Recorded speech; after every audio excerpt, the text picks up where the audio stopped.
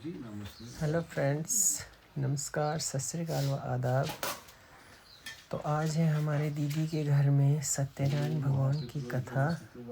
तो हम आपको दिखाते हैं क्या विधि है हमारे गांव में, कैसे कथा की जाती है। देखिए आगे पूरा विधि विधान। रखा देना हाथ।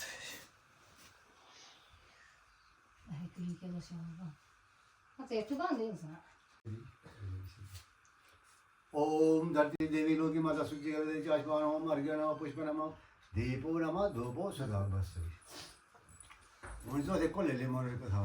को ले ले। अच्छा अच्छा। आज पर देवी सत्यनारायण जी कथा मानो थी। चलो चलो मनी मनसा तो पूरी भेजी ठीक हुई। कोई ठीक भेजी। क्या था? ना मैं सोते साना भी थी ना कौन आती है तेताली कड़ा में उर्बांदे तेताली होई लिखी कोची पौड़ी कोड़ा अरे प्याले पहला प्याले का दूसरा और सब्जी आते हैं। पहला ना पूजो है टागर ना पूजो लूस तेताली रोरे ना ना ध्याने वाले चीन छाड़े तो तन बहुत चौनी निकले तन ना छाड़े जाते से निर्माण है ये जो कौन के जो अरे दाते ना स्थितानि अद्भुतानि स्विस्थाने बृहस्पति पायो पृथ्वी पायो औषधे पायो दिव्यांतरिक्षे पायो पादेशे सन्ति ते सतु महाविष्णु राडमसि विष्णु छन्न पात्रे विष्णु सूर्यमसि विष्णु विष्णुमसि विष्णु देवताय नमः अग्नि देवता वातो देवता सूर्य देवता चंद्रमा देवता वासु देवता रुद्राय देवता इत्यादि देवता मारुते देवता विश्वानि देवता बृहस्पति देवता वरुण देवता शांत्याय शांति रक्षा शांति पृथ्वी शांति रापा शांति ओम आकृष्णे रसा वर्तानम नियोगे नियोगे महामृत्युंजयाय हिरण्याय स्वीता रथान देवी यथानि यातिथि भवन्ति पाश्यन्ते ओम सर्व सूर्याय नमः ओम इंदम आस्वाते सुगंधे क्षेत्राणि मनते ज्येष्ठाय मनते जन राजेंद्रियाय विश्व पुत्र में स्याय विश्व एज भूमि राजा सोमाक्याय ब्राह्मणे आदि सब देवताओं का ध्यान करके पूजन करें और संकल्प करें कि सत्यनारायण स्वामी का पूजन तथा कथा श्रवण साधेव करूँगा।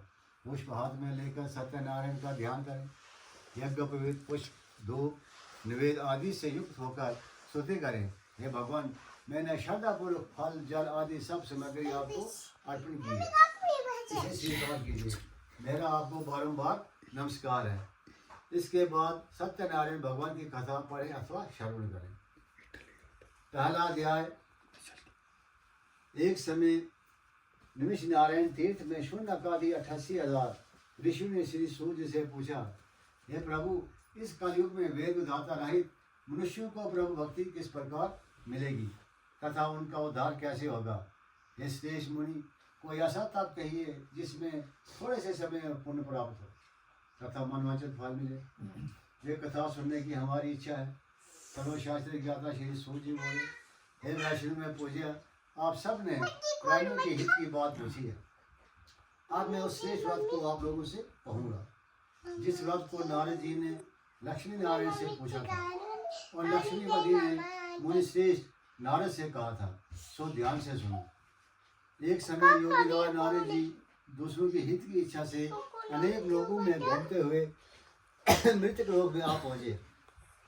यहाँ अनेक योनियों में जन्म हुए प्रिय सभी मनुष्यों को अपने कर्मों के द्वारा अनेकों दुखों से पीड़ित देखकर सोचा, किस यत्न के करने से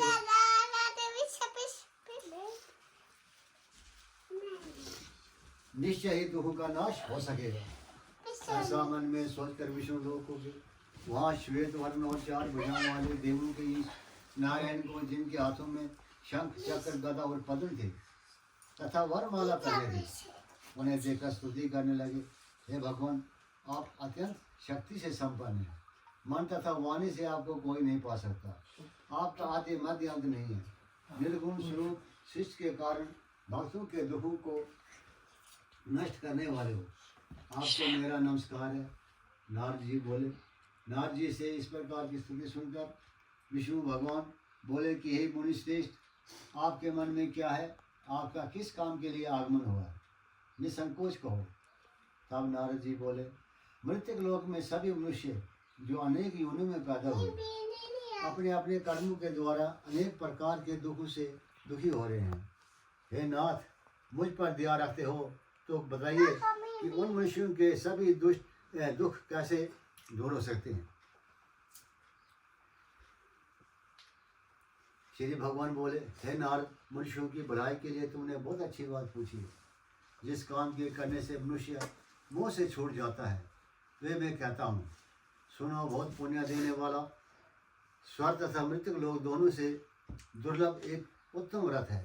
आज मैं प्रेमवश होकर तुमसे कहता हूँ, सत्यनारायण का ये व्रत अच्छी तरह विधि पूर्वक करके मनुष्य तुरंत ही मरने पर सुख भोग कर मरने पर मोक्ष को प्राप्त होता है।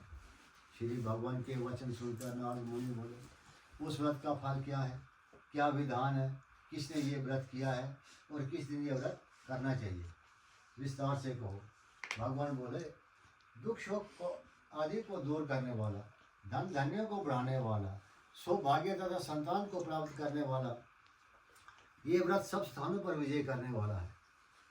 भक्ति और श्रद्धा के साथ किसी भी दिन मनुष्य श्री सत्यनारायण के शाम के समय ब्राह्मणों और बंधुओं के साथ धर्म प्रयाण होकर पूजन करे। भक्ति भाव से निवेद केले का फल, घी, दूध और गेहूं का चूर्ण स्वयं लें। गेहूं के अभाव में साठी का चूर्ण, शक्कर तथा गुड़ लें और सब भक्ष्य योग्य पदार्थें जमा करके भगवान को अर्पण करें तथा बंधुओं के सहित ब्राह्मणों को भोजन करवाएं। पश्चात स्वयं भोजन करें। नृत्य गीत आदि का आचरण कर सत्यनारायण भगवान का सिमरन करते हुए समय व्यतीत करें। इस तरह व्रत करने पर मनुष्य की इच्छा निश्चय ही पूर्ण होती है। विशेषकर कलिकाल में मृतक लोक में यही मोक्ष का सर उपाय है। अति श्री सत्यनारायण व्रत कथा प्रथम अध्याय संपूर्ण। आगे दोनों से तो इसी तरह से सारे अध्याय जो है कंप्लीट किए। 5 अध्याय जो थे कथा के, वो सारे पंडित जी ने आस्ता आस्ता सब सुनाई कथा।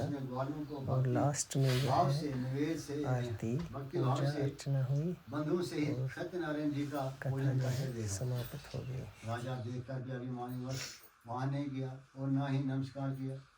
जब गौरव ने भगवान का प्रसाद उसके सामने रखा तो वे प्रसाद को त्याग कर अपनी नगरी को चला गए। वहाँ उसने अपना सब कुछ नष्ट पाया तो वे जान गया कि ये सब भगवान ने ही किया है। तब वे विश्वास कर ग्वालों के सीख गया और विधिपूर्वक पूजन का समुद्र प्रसाद खाया तो सत्यदेव की कृपा से पहले जैसे था सब वैसा ही हो गया। फिर काल तक सुख भोग कर मरने पर स्वर्ग हो गया। जो मनुष्य इस परम दुर्लभ व्रत को करेंगे वे भगवान की कृपा से उसे धन धान्य की प्राप्ति होगी। निर्धन धनी और बंदी बंधन से मुक्त होकर निर्भय हो जाता है। संतानहीनों को संतान प्राप्त होती है तथा सब मनोरथ पूर्ण होकर अंत में वैकुंठ को जाता है। जिन्होंने पहले इस व्रत को किया अब उनके दूसरे जन्म की कथा कहता हूँ। वृद्ध शांतानाम ब्राह्मण ने सुदामा का जन्म लेकर मोक्ष को पाया। उल्लामुख नाम का राजा दशित होकर वैकुंठ को प्राप्त हुआ। साधु नाम के वैश्य ने मोर ध्वज बनकर अपने पुत्र को आरे से चीरकर मोक्ष को प्राप्त किया। महाराजा तंगध्वज ने स्वयं भस्म होकर भगवान में भक्ति और युक्त चित्त से कर्म कर मोक्ष की प्राप्ति की। अति श्री सत्यनारायण व्रत कथा संपूर्ण।